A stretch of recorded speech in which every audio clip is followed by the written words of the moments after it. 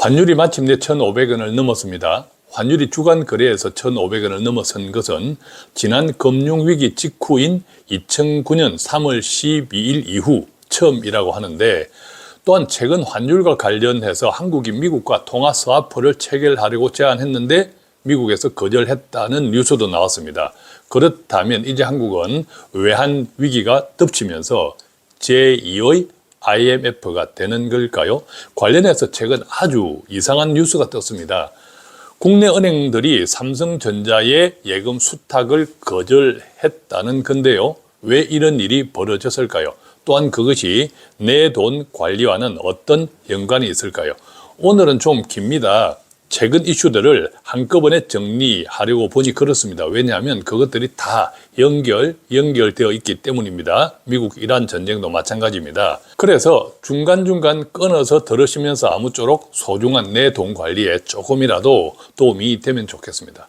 잔막간을 이용해서 오랜만에 구독, 좋아요, 공유하기부터 누르고 시작할까요? 자, 우선 환율부터 가볍게 정리해 보겠습니다. 원달러 환율이 주간 거래 기준으로 무려 17년 만에 1,500원을 넘어서고, 미국이 통화 스와프, 정확하게는 달러 스와프를 뜻하는데, 한국이 달러가 부족하면 미국에서 마이너스 통장처럼 쓰게 해주겠다는 협정입니다. 그런데 미국이 거절했습니다. 그러면 이제 한국은 외환 위기로 가는 걸까요? 안 그래도 미국과 이란 전쟁 때문에 기름값이 난리도 아닌데 환율까지 1,500원을 넘어서면 우리 경제가 더욱 힘들 수밖에 없겠죠. 물론 삼성전자나 하이닉스 같은 수출 대기업은 유리하지만 수입을 해야 하는 대다수 중소기업들은 정말 힘듭니다. 물가도 오를 수밖에 없으니 민생고 역시 커지겠죠. 그런데 환율이 오른다고 해서 국내에 달러가 부족한 것은 아니라는 사실 또한 냉정하게 생각하면 미국과의 통화 스와프도 심리적인 요인을 제외하면 사실상 필요 없다는 것은 알고 넘어가면 좋겠습니다. 예컨대 국내 달러는 계속 많아지고 있습니다. 지난 2025년에 수출이 사상 최대 실적을 달성하면서 무역 수지도 774억 달러 흑자를 기록했고요. 올해 들어서도 마찬가지입니다. 지난 2월 달까지 240억 달러 흑자거든요. 이처럼 무역 수지가 흑자라는 것은 수입보다 수출이 많다는 뜻이고 강달러로 인한 불리함보다 유리함이 더 많다는 뜻이기도 합니다. 그로 인해 기축 통화인 달러가 더 많아졌다는 뜻이기도 하고요. 그런데 환율은 왜 오르냐고요? 환율은 현물환 시장에서 결정됩니다. 주식 가격이 주식 시장에서 결정되는 것처럼요. 즉 현물환 시장에서 달러 수요가 많으면 환율은 올라가고 그 반대면 환율은 떨어집니다. 그런데 지난해는 물론 올해도 한국은 달러가 많아지고 있습니다. 다만 그것들을 삼성전자나 하이닉스와 같은 수출 기업들이 가지고 있는 것이 문제라면 문제입니다. 즉 그들 기업이 보유한 달러를 현물환 시장에서 원화로 바꾸지 않으면 환율은 내려가지 않습니다. 반대로 최근 국내 주식시장에서 외국인이 미친 듯이 팔고 있잖아요. 즉 원화를 달러로 바꾸는 사람들이 많고 여기에 수입업자들도 달러를 바꿔야 하니까 국내에 있는 달러와 상관없이 현물환 시장에서는 환율이 오르는 겁니다. 즉 시중에 달러가 부족하지 않은데 현물환 시장에서는 달러를 바꾸는 수요가 더 많기 때문에 환율이 오릅니다. 그러니까 환율이 올라서 나라가 망한다는 것은 틀린 이야기다. 이것 짚고 넘어갑니다. 한미 통화 스와프도 마찬가지거든요. 지난 IMF 때처럼 달러가 부족하거나 없는 것이 아닙니다. 외환 보유고만 하더라도 엄청나게 쌓여 있고 지금 이 순간에도 달러가 많아지고 있습니다. 그래서 통화 스와프도 아무런 의미가 없습니다. 그것은 한국에 달러가 부족할 때 쓰는 것인데 달러가 지금처럼 많은데 사실상 필요가 없기 때문이죠. 그래서 미국이 거절했습니다. 괜히 해줬다가 환율 조작하는데 쓰는 것은 아닌가 하는 의구심이 있기 때문이죠. 물론 이런 사정을 잘 모르는 사람들에게 정서적인 효과는 있습니다. 여기서 정말 답답한 것은 국내 은행들입니다. 국내에 달러가 많은데도 현물환 거래 시장에서 달러 수요가 많다는 것은 수출 대기업들이 가진 달러를 원화로 바꾸지 않기 때문이거든요. 물론 그것을 강요할 수는 없습니다. 그들 기업도 원화보다 달러로 보유하는 것이 이익이니까 그럴 수밖에 없죠. 그래서 얼마 전에 대통령이 부탁조로 그렇게 이야기했죠. 가능한 범위에서 원화로 바꿔서 보유하면 좋겠다고. 그래서 실제로 삼성전자나 하이닉스에서 보유한 달러의 일부를 원화로 바꾸기도 했습니다. 그런데 무슨 일이 일어났냐면요. 국내 은행들이 삼성전자나 하이닉스와 같은 수출 대기업들의 예금, 그 가운데는 원화도 있겠고 달러도 있겠죠. 어쨌든 그들 기업의 엄청난 현찰을 받지 못한다는 말을 하는 겁니다. 왜 그럴까요? 주택담보대출이 이젠 더 이상 증가할 가능성이 사라졌기 때문이라고 합니다. 국내 은행들의 원화 대출은 전체 대출 가운데 가계대출이 약 절반쯤 되고 나머지 절반쯤이 기업과 공공기관 대출인데 특히 가계대출 가운데 80%는 주택담보대출입니다. 그러니까 은행의 전체 대출 가운데 개인에 대한 신용대출은 기껏 10%도 되지 않습니다. 가장 안전빵 장사는 주택담보대출입니다. 기업 대출 가운데에서도 대기업 대출은 점점 줄어들고 있습니다. 대기업의 곳간이 계속 넘쳐나기 때문입니다. 반대로 중소기업 대출은 위험하다고 담보 없이는 안 해주는 것이 관례화되어 있습니다. 그러다 보니까 은행들이 장사라고 하는 것은 M1 주택을 저당 잡고 예금 금리보다 2에서 2.5% 정도 금리, 대출 금리를 얹어서 대출 장사를 했던 것이 은행들입니다. 앉아서 그냥 2% 이상 먹는 장사였죠. 게다가 전세자금 대출도 계속 증가하고 있으니까 은행들은 별다른 신용평가 기술을 개발하거나 익히지 않아도 그저 앉아서 2% 이상 마진으로 챙길 수 있었습니다.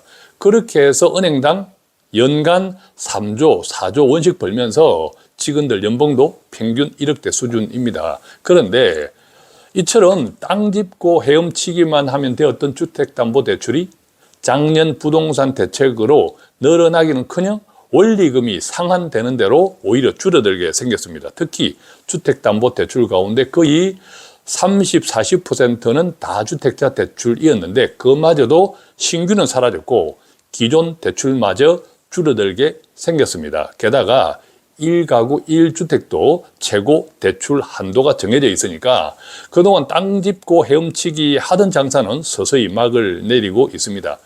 그렇다면 이제부터라도 중소기업이나 벤처기업에 대한 대출을 늘리면 되지 않을까요? 그런데 이게 하이리스크 하이리턴입니다. 즉 전문적인 공부와 경험을 쌓아야 하는데 그동안 주택담보대출로 꿀만 빨다 보니까 공부도 경험도 전문성도 없어진 거죠. 은행원들도 마찬가지입니다. 심지어 임원은 더합니다.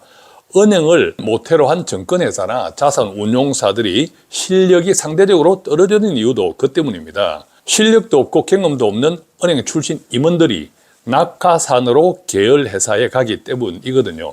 지금 증권회사 가운데 그래도 나름 한다는 회사는 미래에셋증권, 삼성증권, 한국투자증권인데 이들의 특징은 은행을 모태로 한 증권회사가 아니라는 점이죠. 자, 이제 정말 중요한 이야기를 해보겠습니다. 지금 여러분들의 돈은 어디에 있나요?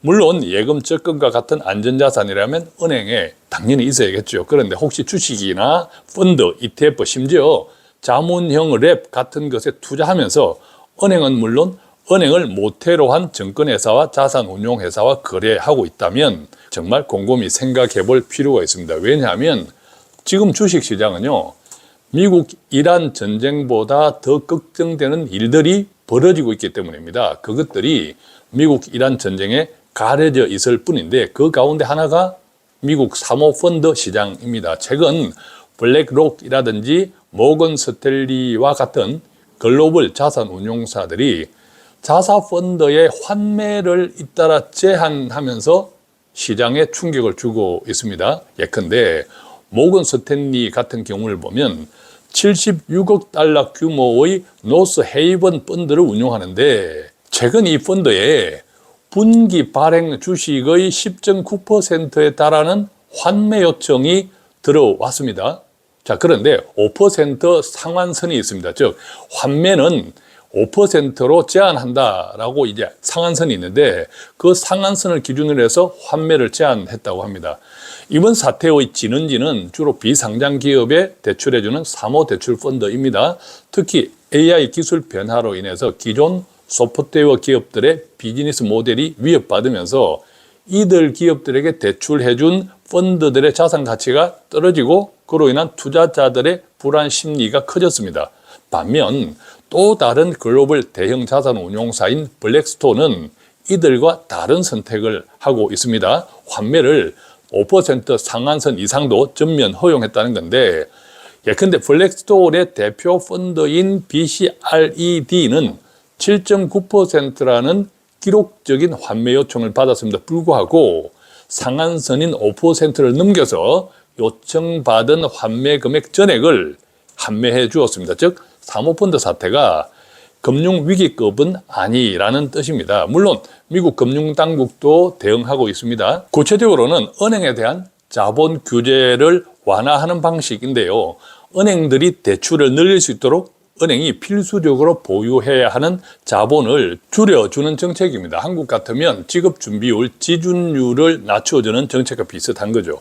다만 그럼에도 불구하고 이것이 모든 리스크를 일거에 해소할 수는 없겠죠. 금융시장이 불안하면 은행도 대출에 소극적으로 움직일 수 있기 때문입니다. 그렇지만 이 모든 문제가 잘 해결된다는 전제에서 보면 강한 트리거가 될 수도 있습니다. 어쨌든 중동 전쟁에다가 그 때문에 그림자처럼 숨어버린 사모펀드 사태까지 투자시장은 참 다이나믹합니다. 심지어 경기는 안 좋아지는데 물가가 오르는 스태그플레이션에 대한 걱정도 스물스물 올라오고 있습니다. 실제로 미국 주식시장에는 그동안 많이 올랐던 개별 종목은 오르지 않거나 심지어 떨어집니다. 그런데도 S&P 500 지수가 크게 떨어지지 않는 것은 에너지를 비롯한 다른 섹터들이 강하게 반등하기 때문이거든요.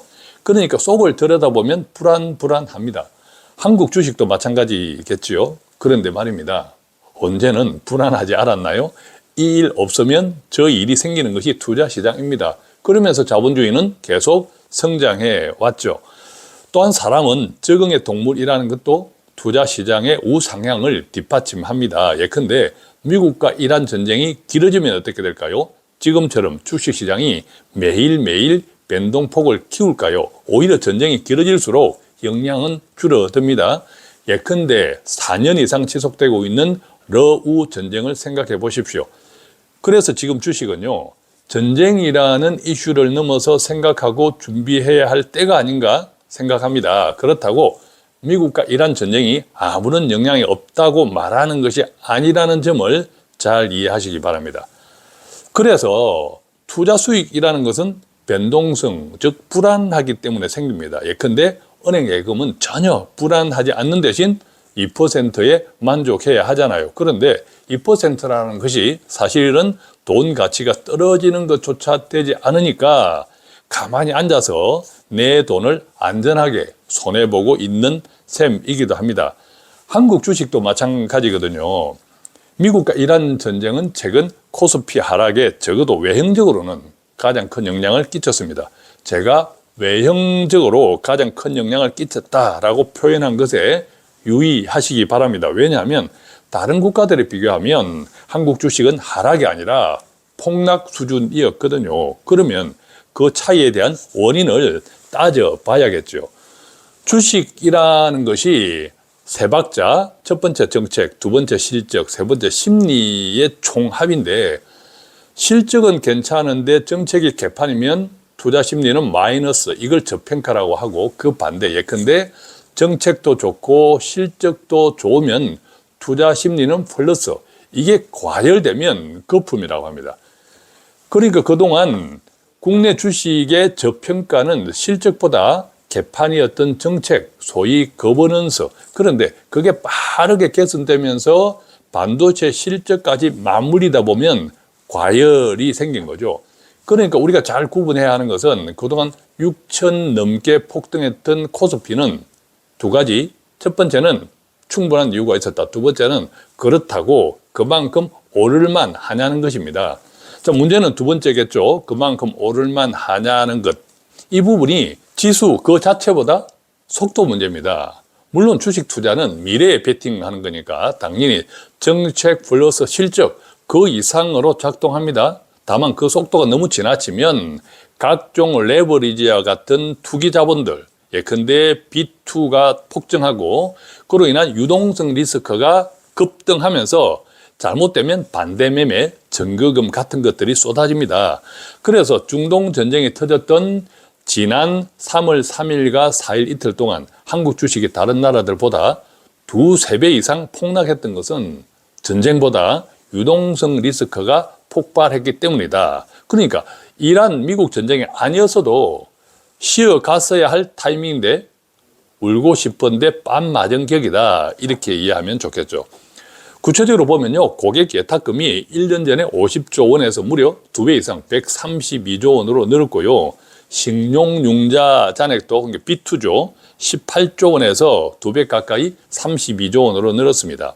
그러니까 이란 문제가 아니었다면 다른 핑계로라도 지수는 빠졌을 것이다 라는 뜻이죠.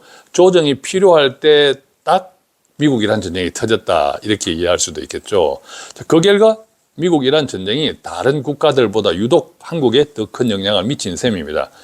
자, 그러니까 구체적으로는 지수 5천까지는 정당성을 가진다고 생각합니다. 저는 5천 이상부터는 심리 갭인데 그래서 변동성도 클 수밖에 없죠. 실제로 코스피가 5천을 넘어선 이후부터는요, 지금 보시는 그림 S처럼 개인 투자자와 외국인 그리고 기관 투자자들이 반대로 움직였습니다. 지금 그림에서 아주 선명하게 나타나죠. 제일 위에 빨간 선이 개인 투자자입니다. 엄청 많이 샀죠. 자, 그런데 가운데 연두색이 외국인입니다. 외국인이 엄청 매도했죠. 그 다음에 제일 밑에 파란 선이 기관 투자자들입니다. 큰 틀에서 보면 외국인하고 비슷하게 움직이고 있죠. 그러니까 개인 투자자와 반대로 외국인 그리고 기관 투자자는 정반대로 움직였다. 그래서 정리해보면 코스피가 5천을 돌파한 이후부터 외국인과 기관은 꾸준히 차익을 실현한 반면 개인 투자자들의 매수는 계속 늘어났습니다. 그 결과 개인 투자자들의 누적 순매수 규모는 54조 원에 이르렀고 반대로 외국인과 기관은 각각 28조 원, 41조 원을 팔아치웠습니다. 원달러 환율이 고공행진을 한 것도 현물한 시장에서 원화를 달러로 바꾸는 외국인 투자자들이 큰 영향을 끼치고 있는 셈입니다. 자, 그렇다면 한국 주식 이제 끝난 걸까요? 앞서 말씀드렸듯이 주식이라는 것이 정책, 실적, 심리 삼박자인데 6천이 무너진 지금도 정책과 실적은 계속 올라오고 있습니다. 이건 역시도 미국 이란 전쟁에 가려져 있는 요소이기도 합니다. 결과적으로는 앞으로가 더 중요하겠죠. 그런데 더 중요한 것은요, 지금 여러분들은 투자에 대한 정보를 어디에서 받고 있으며 누구와 상의하고 있느냐 하는 것입니다. 그것이 오늘 제가 말씀드릴 핵심입니다. 고맙습니다.